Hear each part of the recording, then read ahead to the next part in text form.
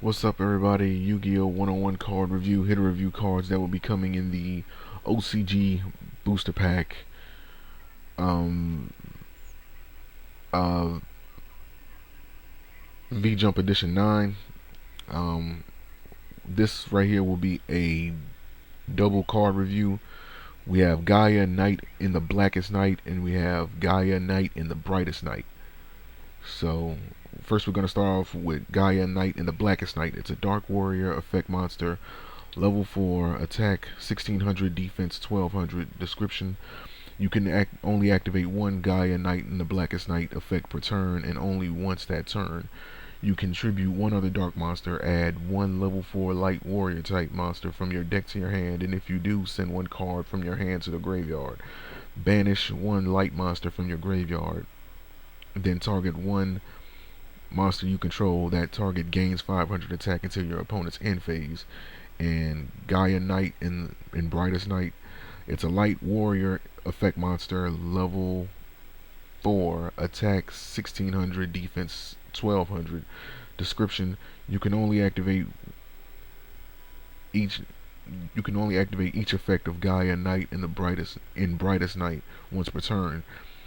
You can tribute one other light monster you control, add one level 4 dark warrior type monster from your deck to your hand, and if you do, send one card from your hand to the graveyard.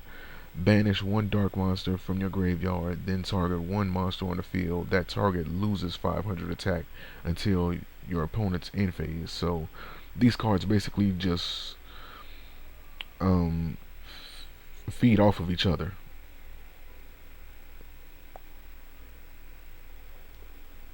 So like the main difference is that with Gaia Knight in Brightest Night, you can only activate each effect once. With this one, you know what I'm saying, like you're only allowed to activate one effect.